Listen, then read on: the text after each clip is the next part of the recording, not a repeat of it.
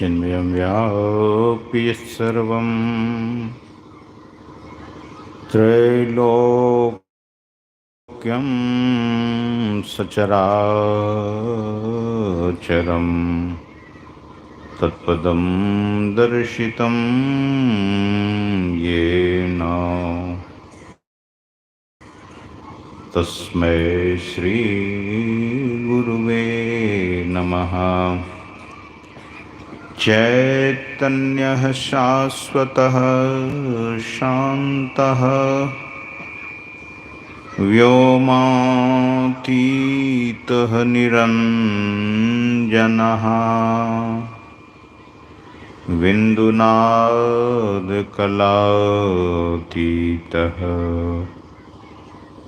तस्मै श्री गुरुवे नमः। ज्ञान उदधि अरुज्ञान घना सद्गुरु शंकर रूप नमो नमो बहुबारहि सकल सुपूज्यन भो। बोलिए श्री सद्गुरु महाराज की जय। सुबह की तरह आवाज़ बनाओ ना, आवाज़ तो पकड़ता ही नहीं, ठीक करो। प्रातः स्मरणीय अनंत से विभूषित परमाराध्य परम पूज्यपाद संत सद्गुरु महाराज के परम पावन युगल पद में पदों में सदा सदा पदवंदन। मंच पर विराजित मुद मंगलमय पूज्य साधु समाज, सत्संग में समुपस्थित परम सम्माननीय सत्संग प्रेमियों, सदात्माओं, भक्तिमती माताओं एवं करुणामयी बहनों,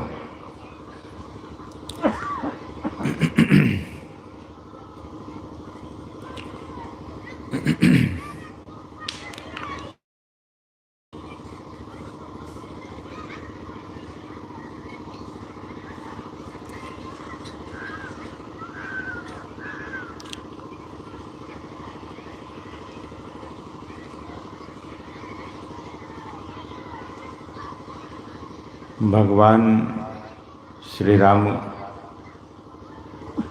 के उपदेश को हम आप सुन रहे थे।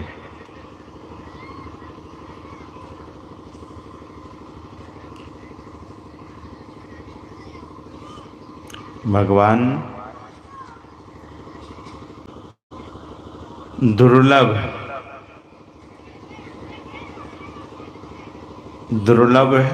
शब्द सुनकर क्या समझ में आता है?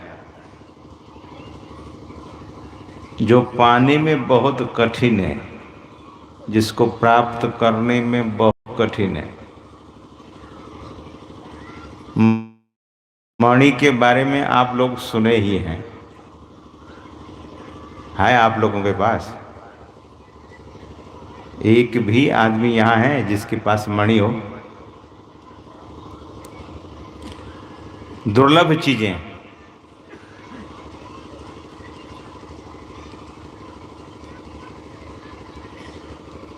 लेकिन सौभाग्य से दुर्लभ चीज हम आपको प्राप्त है, मतलब सुलभ है,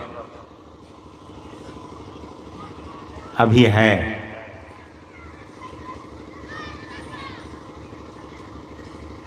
यह शरीर है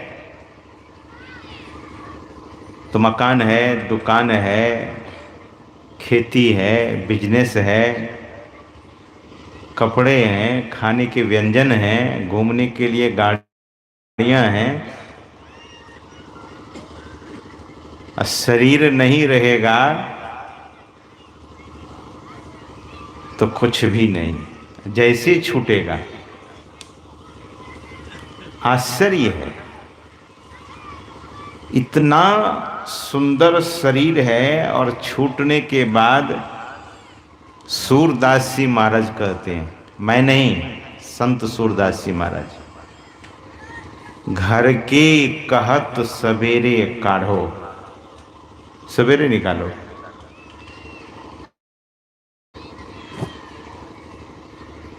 मनुष्य का शरीर जब छूट जाता है तो गांव घर के लोग आ जाते हैं। छूटने के बाद सब लोग रोना धोना शुरू करते हैं। रोने धोने वाले कभी नहीं सोचते हैं कि शरीर छूट गया तो अब इसको लेकर भी जाना है। दूसरे लोग आकर कहते हैं कि अरे बस हो गया, अब तैयारी करो। तो और रोना आता है उस समय। तैयारी करो, छूट गया तो छूट गया, रहने दो घर में। ऐसा नहीं, इसे बाहर ले चलो। घर के कहत सवेरे काढ़ो, भूत होए घर खइए। जिससे इतना स्नेह था, प्रेम था, जिनको इतना सम्मान करते थे, जिनको इतना मानते थे, अब उन्हीं से डर लगने लगा। अकेले छोड़ दे तो लोग घबराएगा। है, आप भी बैठिए यहाँ। क्यों नहीं है शरीर में? नहीं है तो घबराते क्यों हैं? सूरदास जी महाराज रीजन बताते हैं, व्हाट इज द कॉज। भूत होए घर खइए। अरे भूत हो जाएगा, घर के लोगों को ही खा जाएंगे, आपके ही लोग आप ही को खा जाएंगे। डर, भय। सूरदास जी महाराज कहते हैं, या देही का गर्व न कीजे, स्यार काग गिद्ध खइए।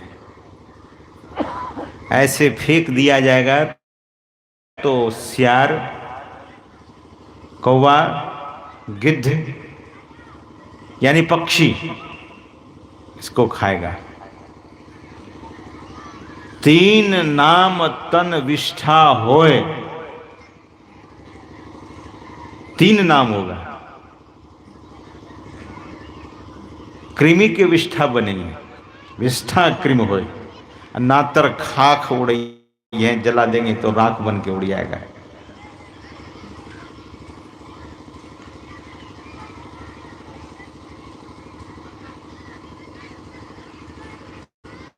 कहाँ वह नैन, कहाँ वह शोभा, कहाँ रंग रूप दिखई है। जला देने के बाद आंख खोजने पर जहां जलाया गया वहां आंख मिलेगी। शोभा जो शरीर का था वो नहीं, रंग जो था वो नहीं, रंग रूप कुछ भी नहीं मिलेगा।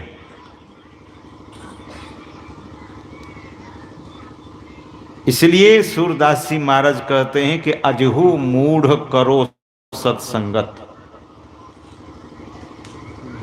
संतन में कछु पहिए।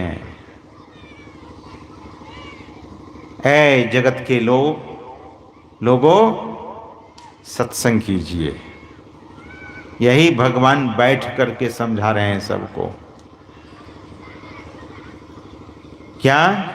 सुर दुर्लभ सब ग्रंथ ही गावा। सज्जनों, देवताओं के लिए भी यह शरीर दुर्लभ है, लेकिन यह शरीर दुर्लभ है। इस शरीर को मंदिर कहा गया, शिवालय कहा गया, ठाकुरबाड़ी कहा गया। और इस शरीर रूपी मंदिर में लोग शाम होते ही बस यूं उठा करके पीते लाल पानी। आप लोग नहीं पीते होंगे, मैं लोगों की बात करता हूं। नशा 2 उंगली से, बीड़ी एक खैनी एक ही उंगली से, लोग ऐसे करके। बीड़ी सिगरेट 2 उंगली से, और शराब 5 उंगली से, और गांजा 10 उंगली से। ये हाल। इस मंदिर में ऐसा चढ़ावा चढ़ाते हैं लोग जो नहीं चढ़ाना चाहिए। जो चीज नहीं खाने की वस्तु है,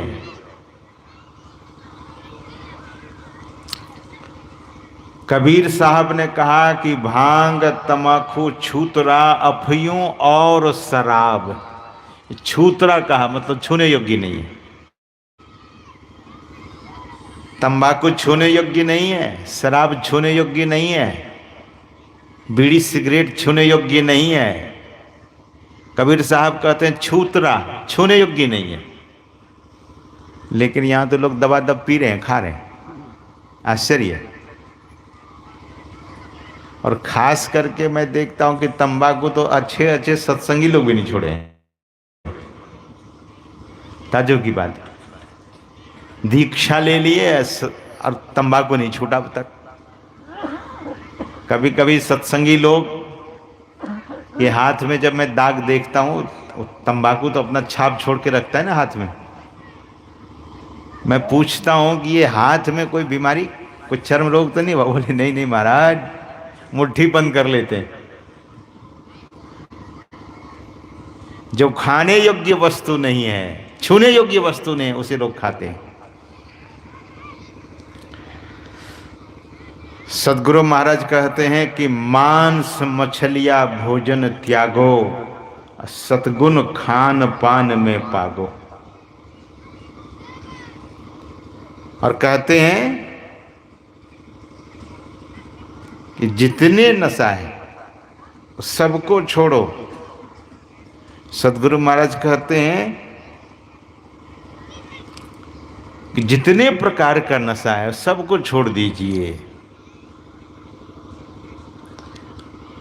और संसार में अनासक्त रहिए। अनासक्त जग में रहो भाई, दमन करो इंद्रन दुखदाई।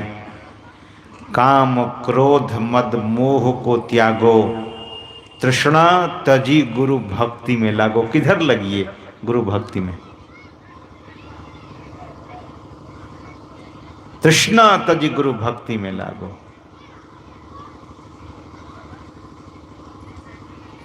मन कर सकल कपट अभिमाना, राग द्वेष अवगुण विधि नाना। रस रस तजो तब ही कल्याणा, धरी गुरु मत तजी मन मत खाना। गुरु मत को धरी, मन मतंग नहीं।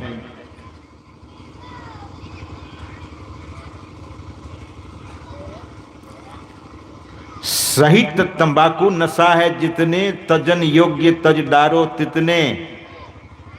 गुरु महाराज कहते हैं कि तंबाकू सहित जितने प्रकार का नशा है सबका त्याग कर दो।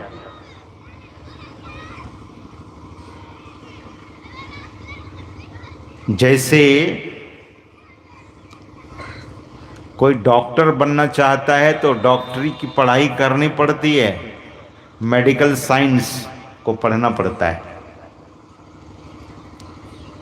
If anyone wants to be a doctor, that person has to know the medical science. Medical science को जानना पड़ेगा, पढ़ना पड़ेगा। You must or anyone must study the medical science. Medical science को पढ़ेंगे, उसमें पास करेंगे तब डॉक्टर बनेंगे, MBBS।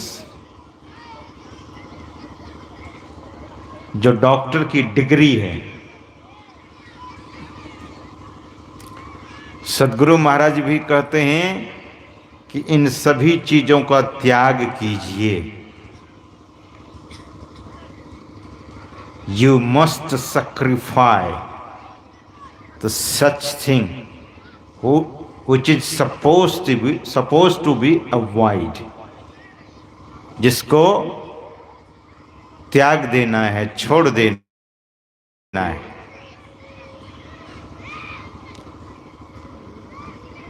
यह देह इतना सुंदर है, इतना इस शरीर में योग्यता परमात्मा ने दिया है, कितने गुण हैं इसमें, लेकिन छोटी छोटी चीजों में लोग उलझ रहे हैं, उलझते जा रहे हैं। जीवन को धीरे धीरे सुलझा लेना चाहिए। उलझाना नहीं चाहिए। जो अपने जीवन को सुलझा लेते हैं दरअसल में वही समझदार हैं, जो सुलझा लेते हैं। और जो जीवन को उलझा देते हैं, उलझन में पड़ा देते हैं, तो उलझते रहेंगे।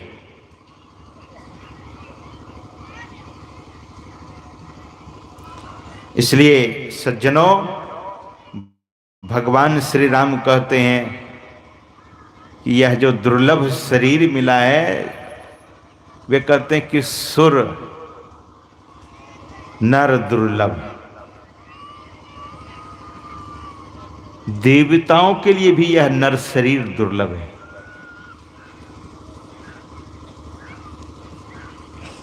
हम आपको बड़े भाग्य से मनुष्य का शरीर मिला है।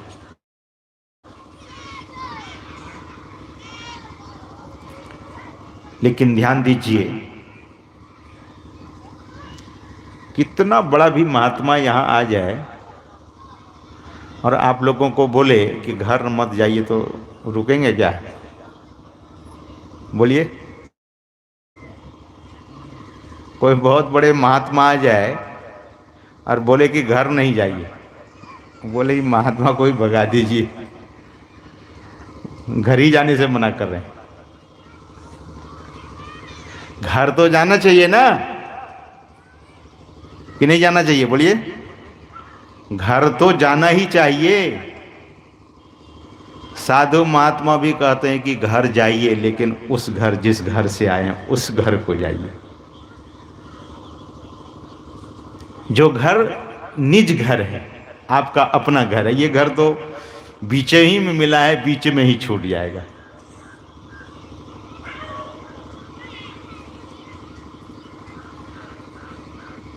तो शरीर भी घर है।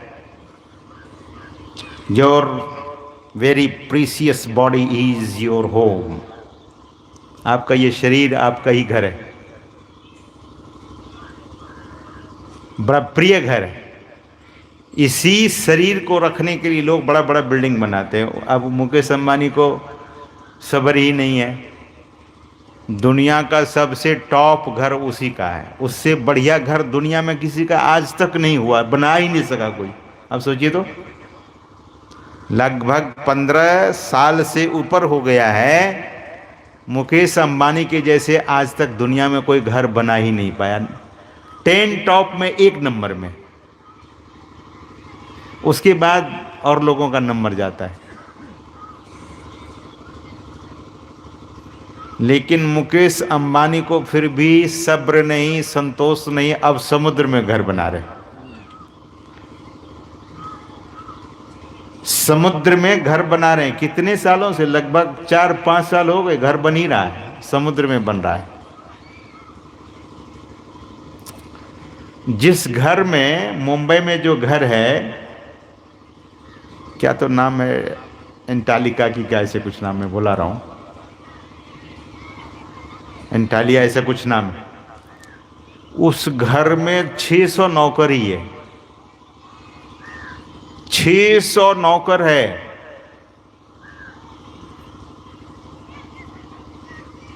और कितने आदमी के उस घर में, वे और उनकी पत्नी, उनकी मां और 2 बेटे, कितने हो गए? 5। और एक बहू आई है, 6। अभी एक पोता भी हो गया, 7।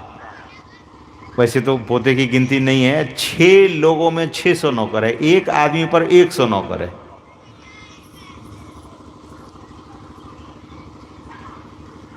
सज्जनों,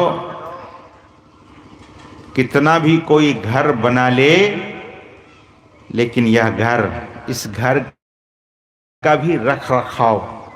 जैसे आपके घर में कोई कूड़ा फेंक दे तो आपको बुरा लगेगा कि नहीं? आपके घर में कोई नाले का पानी फेंक दे तो आप झगड़ेंगे कि नहीं?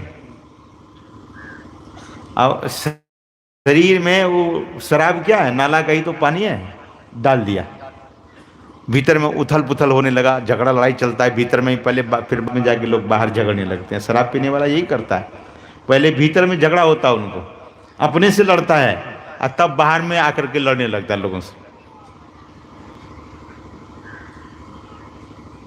तो घर को साफ रखना चाहिए। दूसरी बात, यह जो भारत देश है यह भी हम आपका मुल्क है, हम आपका राष्ट्र है। इस राष्ट्र के प्रति भी जागरूक रहिए। प्लास्टिक उपयोग नहीं कीजिए, और उपयोग करते हैं तो उसको सावधानी से कहीं पर जमीन में एक जगह गाड़िए। प्लास्टिक इतना हो गया है, थर्मोकोल पेपर कितना हो गया है, इतना हल्का और स्वास्थ्य के लिए इतना हानिकर है। अगर पेपर यूज किए बगैर नहीं रहते हैं तो भोजन के बाद भोजन कीजिए, पत्तल को उठाकर एक जगह रखिए, उसको भूमिगत कीजिए, एक जगह जमीन में गाड़िए, उसको यूं बिखेर मत दीजिए। मैं इसलिए कहता हूं कि आने वाले समय में लोग इतने मनमानी पर उतर गए हैं कि जहां देखिए वहीं प्लास्टिक फेंके जा रहे हैं। और गुटखा खाने वाला गुटखा ऐसे फाड़ा, मुंह में डाला, यूं उड़ा दिया। कितना उपकार कर रहा है धरती का, पर्यावरण का, वातावरण का। गुटखा खाने वाला यही नहीं करता है। गुटखा वैसे खाना ही नहीं चाहिए। प्लास्टिक का पोंछ, प्लास्टिक का थैला जहां तहां लोग फेंक रहे हैं। पर्यावरण को बचाइए, ये सबसे बड़ी बात है। अगर स्वस्थ नहीं रहेंगे तो योग, ध्यान, सत्संग कुछ भी होने वाला नहीं। ये बहुत जल्दी लोगों को अफेक्ट करने वाला। जिस तरह से लोग मनमानी पर उतर गए हैं, शादियों में, किसी यज्ञ में, कहीं भी थर्मोकोल, और ये जो दुकानदार भाई हैं इतने प्लास्टिक यहाँ बिखेर देंगे। खेत कितना बढ़िया साफ दिख रहा है, देख रहे ना। कल शाम में आकर के दिखिएगा यहाँ। प्लास्टिक को चुनिए, एक जगह उसको दफना दीजिए, गाड़ दीजिए। पर्यावरण का सम्मान कीजिए। पठित लोग हैं, समझदार लोग हैं। पर्यावरण से खेल मत कीजिए, नहीं तो ये प्रकृति ऐसा नहीं है, कागज का लिफाफा होता है। तो जितना कम उपयोग हो सके प्लास्टिक का।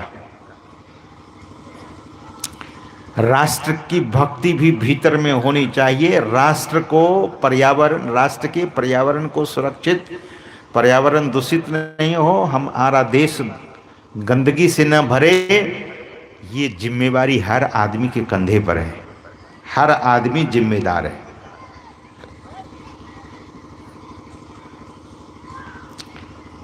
लापरवाही जीवन नहीं। और बाहर के वातावरण को, घर आपको सुंदर स्वच्छ मिले, बिल्कुल साफ, कपड़े भी बिल्कुल साफ, घर साफ, बिछावन साफ, उस पर बैठिए, मन प्रसन्न हो जाएगा।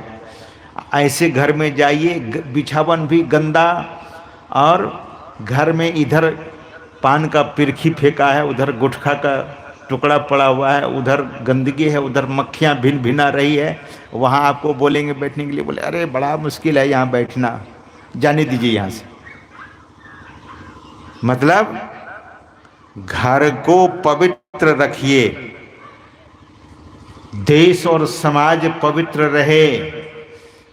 और खास करके देखा जाता है कि लोग जब झाड़ू लगाते हैं तो झाड़ू लगाते लगाते लगाते पड़ोसी की तरफ सरका देते हैं। ये क्या हुआ? ऐसा नहीं सज्जनों, सफाई और स्वच्छता, पवित्रता, इस पर अवश्य ध्यान देना चाहिए। और हम आपका जो यह मनुष्य जीवन है, इस शरीर को भी स्वच्छ रखिए, पवित्र रखिए, स्वस्थ रखिए। बीमार पड़ जाते हैं लोग, देखिए कितने बेचैन होते हैं उस समय में। और खास करके ये जो बीमारी आई है, 2 साल से सत्संग नहीं हुआ था, क्यों? कितने साल बाद हम लोग मिल रहे हैं और फिर वो बीमारी आ रही है। बोले 7 गुना ज्यादा खतरनाक अब जो आई है। 2-2.5 दिनों में लोगों की मौत हो जा रही है।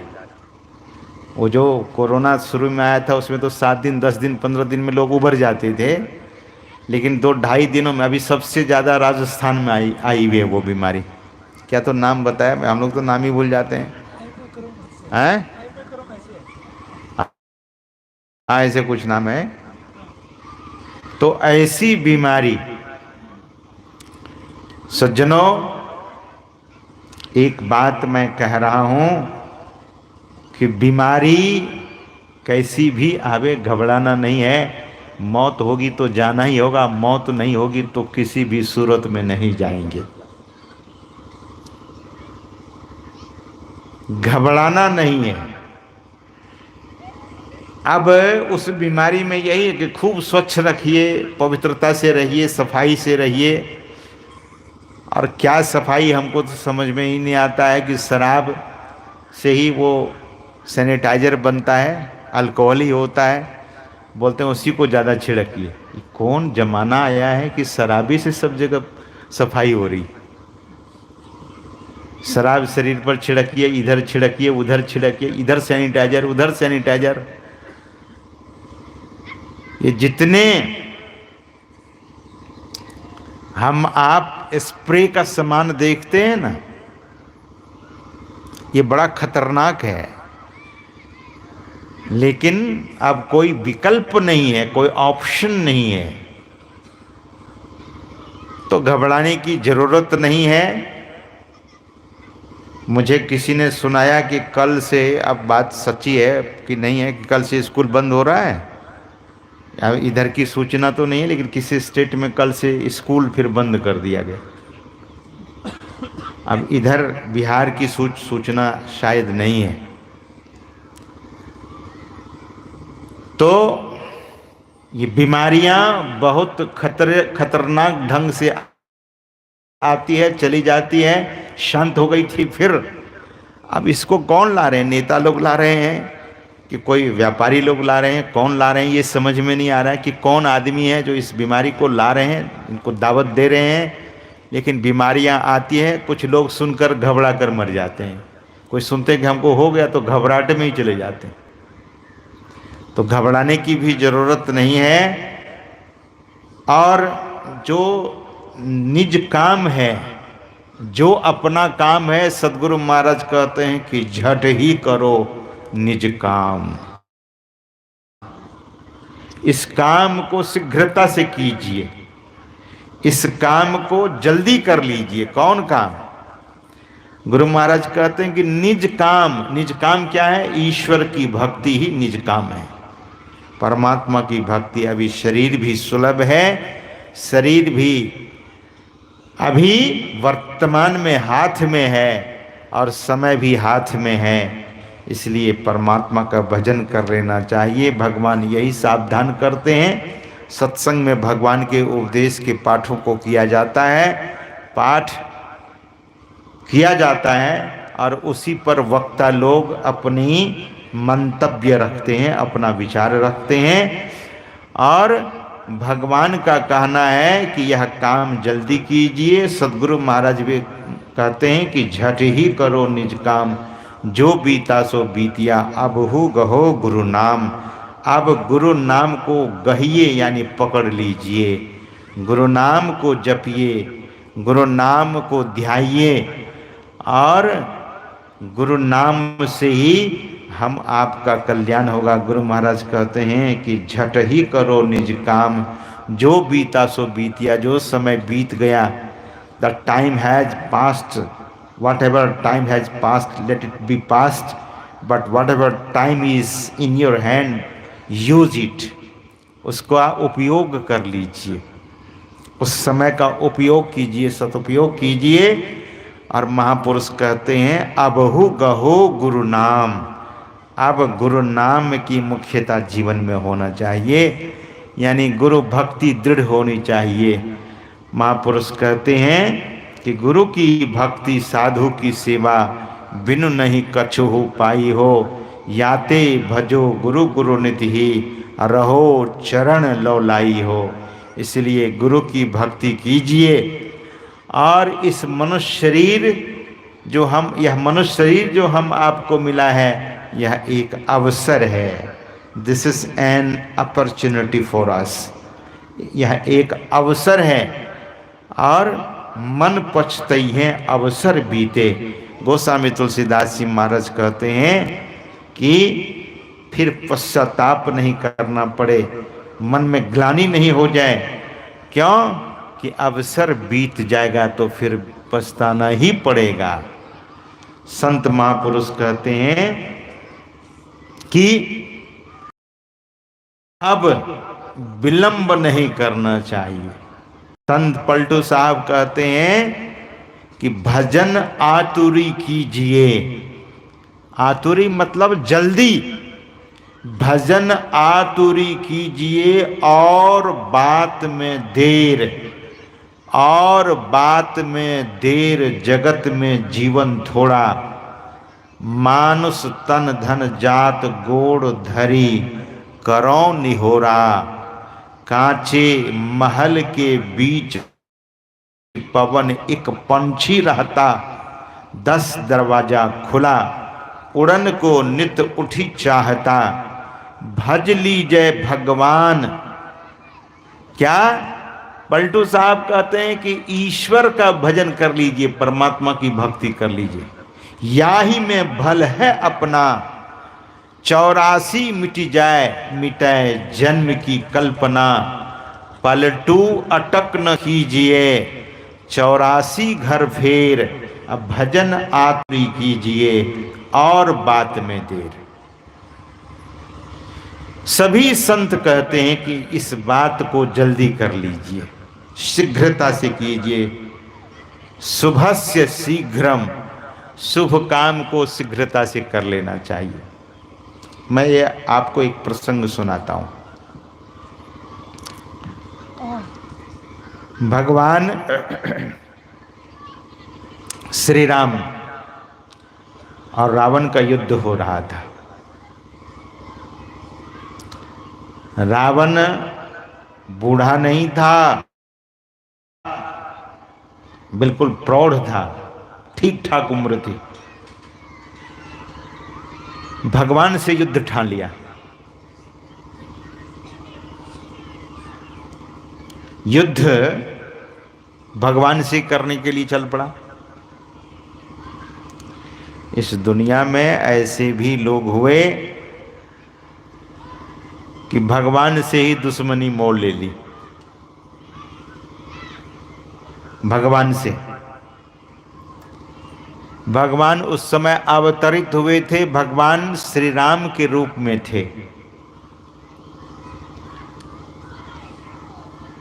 भगवान से तो शत्रुता नहीं करनी चाहिए थी, लेकिन रावण शत्रुता का व्यवहार शत्रु बन गया भगवान का, और भगवान को शत्रु बना लिया।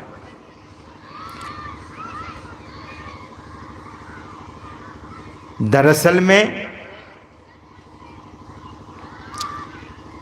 उनके पिता बड़े धार्मिक थे, पुलस्त ऋषि बड़े पहुंचे हुए महापुरुष थे, जो उनके दादाजी थे। ब्राह्मण कुल में जन्म लिए थे। अब विद्वान कोई साधारण विद्वान नहीं था रावण, शास्त्रों का ज्ञाता, शास्त्र को जानता था। एक बात हमेशा याद रखिएगा कि पोथी या शास्त्र पढ़ने से व्यक्ति ज्ञानी नहीं हो जाता है, ज्ञाता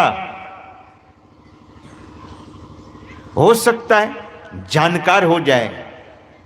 अगर पोथी ग्रंथ को पढ़कर सब लोग विद्वान हो जाते, मोक्ष को प्राप्त कर लेते, तब सज्जनों बैठिए ना, डाइवर्ट मत करो। अगर ग्रंथ को ही पढ़कर व्यक्ति मोक्ष प्राप्त कर लेते तो कबीर साहब ये नहीं लिखते कि पोथी पढ़ी पढ़ी जगमवा पंडित भया न कोई। पोथी तो बहुत पढ़े, पंडित कौन हुए? पंडित मतलब ज्ञानी। पंडित शब्द पांडा शब्द से बना, पांडा, और पांडा माने ज्ञान, ज्ञानी। तो रावण को बहुत जानकारी थी, वेदज्ञ थे, ज्ञानज्ञ थे, लेकिन ज्ञानशील नहीं थे, मतलब ज्ञान का आचरण नहीं करते थे। धर्मज्ञ भी थे रावण, लेकिन धर्मशील नहीं थे। भगवान धर्मशील थे। तो भगवान श्री राम उनको जब मार डाले, पहले तो उनके शीश को काटते थे भगवान, 10 शीश, एक बाण में 10 शीश कट करके गिर जाता था, गिरते ही नया सिर हो जाता था। कैसा विज्ञान था सज्जनों, जरा विचारिए। है कोई डॉक्टर सिर काट करके जोड़ दे? अभी कोई डॉक्टर है? पूरा सिर काट दीजिए और डॉक्टर को ये जोड़ करके जिला दीजिए। दुनिया में ऐसा कोई डॉक्टर नहीं है। लेकिन रावण के पास कैसी शक्ति थी, 10 सिर भगवान एक ही बाण में काट देते थे, और वो सिर नीचे पड़ा हुआ, इधर 10 सिर फिर हो गया। कमाल। क्योंकि रावण ऐसा शिव भक्त था कि सिर काट करके ही भगवान को चढ़ा देता था, हवन कुंड में हवन कर देता था सिर का। भगवान शिव ने कहा कि जितना सिर चढ़ाया उसका 10 गुना तो मिलेगा ना। अरे गेहूं लगाते हैं कितना, 1 बीघा में, किसान लोग ज़्यादा बैठे यहाँ, 1 बीघा में कितना लगाते हैं, काटते कितना है? वही रावण 1 सिर अर्पण करता था। भगवान शिव ने कहा कि इसके बदले तुमको 10 सिर मिलेगा। 10 गुना तो है ही, 10 गुना। भगवान भी हैरान हो गए, परेशान हो गए, थक गए, विभीषण की ओर देखे। अरे बताओ, ये मरता ही नहीं है सिर काटने पर।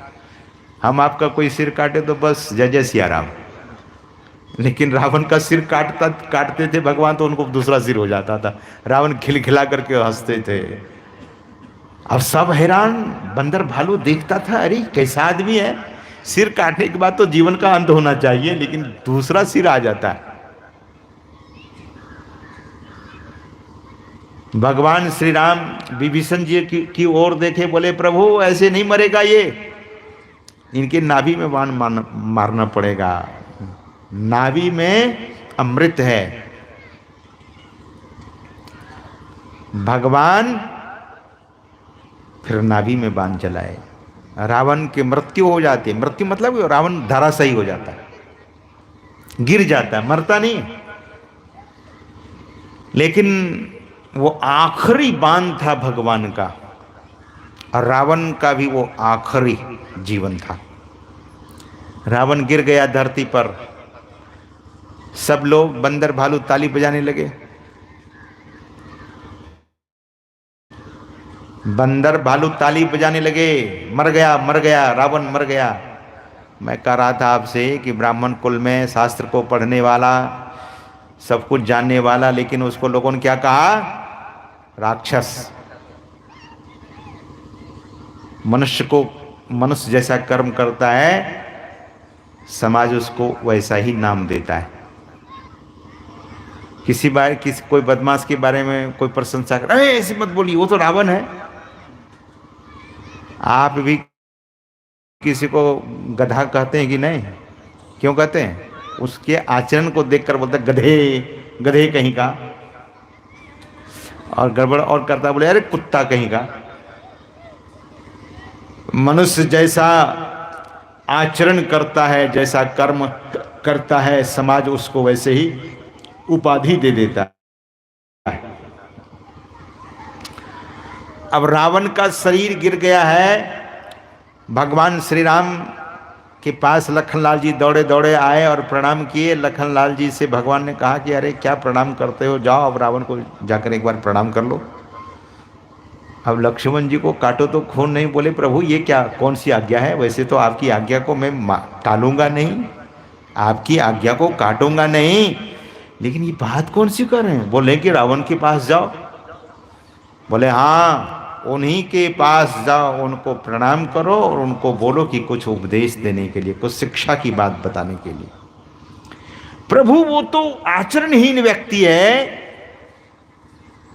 वह व्यक्ति आचरणहीन है, राक्षस है, क्रूर है, दुष्ट है, पापी है। भगवान ने कहा कि जब तक कर रहा था तब तक, अब वो कुछ नहीं है, अब जाओ उनके पास।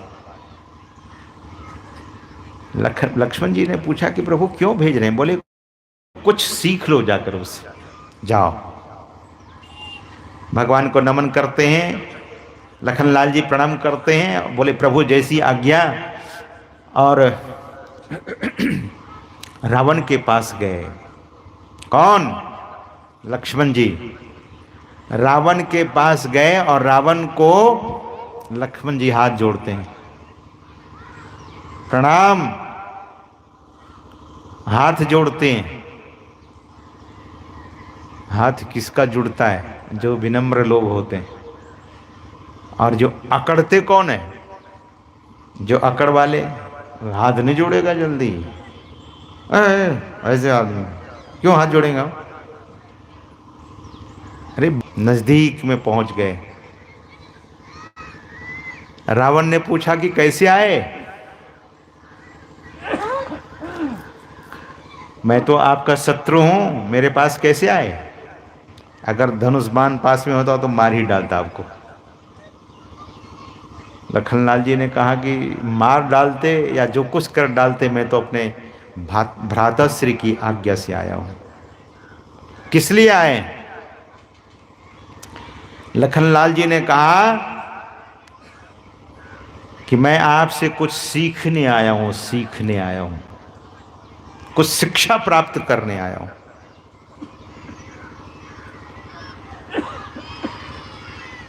सज्जनों,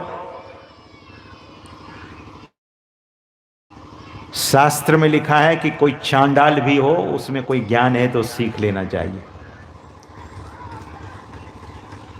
झाड़ू आपके घर को साफ करती है, झाड़ू गंदी हो जाती है और आपका घर साफ हो जाता है।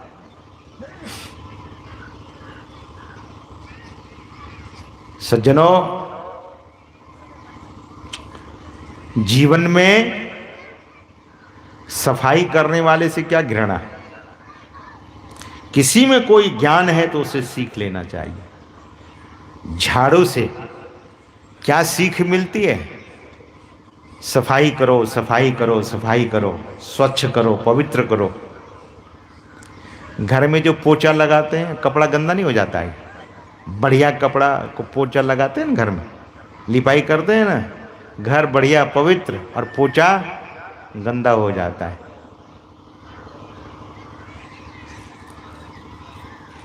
तो सीख कहीं से ली जा सकती है। रावण से बोले लखनलाल जी कि मैं सीखने आया हूं। तो रावण ने कहा कि देखिए, मुझ में सामर्थ्य था कि मृत्यु लोक से स्वर्ग लोक तक सीढ़ी लगाने की, ये सामर्थ्य था मुझ में। मैंने सोचा था कि मृत्यु लोक से स्वर्ग लोक तक सीढ़ी लगा दूंगा, लेकिन मैं कहा कोई बात नहीं, मैं तो सामर्थ्यवान हूं, लगा दूंगा, कोई बात नहीं, बाद में लगा दूंगा, अभी क्या जल्दी पड़ी है। बोले शुभ काम को मैंने नहीं किया, इसलिए शुभस्य शीघ्रम, शुभ को जल्दी कीजिएगा और अशुभ को टालिएगा, टालिएगा, टालिएगा। कोई अशुभ मन में बात आवे तो उसको टालिए, नहीं बाद में कर लेंगे। किसी को गाली देने का भी मन हो ना तो उसको समझाइए मन को, अरे रुकिए, जल्दी गाली नहीं देना है। किसी का अहित करने का मन में होता है तो उसको टालिए, कुकृत्य करने से बच जाइए। और सदकृत्य करने से चूकिए मत, रुकिए मत। महापुरुष कहते हैं शुभस्य शीघ्रम, शुभ को शीघ्र करिए। रावण ने कहा कि नील सागर को मैं क्षीर सागर बनाना चाहता था, बड़ा बढ़िया, दुनिया में दूध की कभी कमी नहीं होती, लेकिन वह काम नहीं किया, खुराफात में लग गया, प्रपंच में लग गया, दुष्ट कर्मों को जीवन में मुख्यता दे दिया, पाप कर्मों को बहुत करने लगा और शुभ कर्मों को मैंने कहा कि बाद में कर लूंगा। तो जो मैंने शुभ सोचा था उसे नहीं कर सका और अशुभ को करते करते अशुभ को ही सब कुछ मानने लगा। ऐसा करते करते जगत की जननी जगदम्बा सीता का हरण कर लिया मैं, और जिसका परिणाम आपके सामने देखिए। मेरी हालत को देखिए कि क्या मेरी हालत हुई है। क्या रावण ने कहा कि आज मेरे कुल में कोई दीप जलाने वाला नहीं बचा है। लखनलाल जी, मैंने ऐसा कुकृत्य किया है कि मेरे कुल में कोई दीप जलाने वाला नहीं बचा, रहा न कोई कुल रोवन हारा। रावण के मरने पर कोई सगे संबंधी भी नहीं आया रोने के लिए, कि था ही नहीं, सबको उजाड़ दिया, सबको मरवा दिया। यही तो संत कबीर साहब ने कहा कि 1,00,000 को दीप जलाने वाला नहीं रह गया। लखनलाल जी से रावण ने कहा कि लखनलाल जी, मैं कैसा जघन्य अपराधी हूं कि साक्षात श्री हरि नारायण से, भगवान विष्णु से जो मुझे नहीं करना चाहिए था वो कर बैठा। लखनलाल जी, जीवन में मन में कभी ऐसा कुकृत्य की बातें आवे उसे मत कीजिए। लक्ष्मण जी तो बात सुन सुन करके बड़े हैरान होने लगे कि देखिए, सब बात जानकारी है, लेकिन आदमी आदत से जब लाचार हो जाता है, ये खैनी छूटता क्यों नहीं सज्जनों? आदत हो गई है, छूटता ही नहीं है। हम बोले क्यों नहीं छूटता? बोले महाराज छूटवे नहीं करता, हद बात हो गई, आदत हो गई है। किसी महापुरुष ने कहा, मनुष्य को आदत गुलाम कर देती है, इसलिए गलत चीजों की आदत नहीं होनी चाहिए। तो शुभ काम को शीघ्र कर लेना चाहिए। शुभस्य शीघ्रम। हम आपके जीवन में यह जो संयोग हुआ है, यह जो सुंदर समय मिला है, उसे शीघ्रता से कर लेना चाहिए। भजन आतुरी कीजिए, भजन को जल्दी कीजिए, झट ही करो निज काम, क्योंकि संसार में इस जीवन का कोई ठिकाना नहीं है कि कौन कब चले जाएंगे। ये जो कोरोना काल आया, झट झट झट झट लोग जाने लगे, झटपट में चले जाते थे, और जो मर जाते थे उसको कोई देखने तक के लिए नहीं जाते, बोले नहीं जाएंगे क्योंकि हमें भी वो बीमारी हो जाएगी। बहुत बुरा हाल हो गया था। इसलिए संत महापुरुष कहते हैं कि झट ही करो निज काम, अपना निज काम शीघ्रता से कीजिए। सज्जनों, समय अधिक हो गया है, ठंड का समय है। हम आप जयप्रकाश बाबा से एक भजन सुनेंगे और पश्चात आरती होगी, और दीक्षा की सूचना हमारे मन संचालक महोदय देंगे। दीक्षा प्राप्त करने के लिए जो क्वालिफिकेशन है, जो चीज़ें हैं, वो आपको मन संचालक महोदय देंगे। और हम तो ये सोच रहे थे कि हमारे श्रद्धेय शिवनाथ बाबा, पूज्य शिवनाथ बाबा, वयोवृद्ध महात्मा, मैं सत्संग के प्रवचन के बाद तो भजन गाते ही थे, खंजरी भी नहीं देखा इनको। तो मैंने पूछा भजन नहीं गाए, तो गला पर हाथ दिए, बोले गला खराब है। तो ये 2 साल में इतना परिवर्तन, लेकिन फिर भी कल तो इनसे एक भजन सुनूंगा ही, जैसे सुनावे, लड़खड़ा करके सुनावे, लेकिन बाबा का भजन बड़ा प्रिय लगता है। तो कल बाबा से भी एक भजन सुनेंगे। अभी हम लोग एक भजन सुनकर फिर आरती करेंगे। मन संचालक महोदय आपको अपने औपचारिक सूचना से अवगत कराएंगे। एक बार प्रेम से बोलिए श्री सद्गुरु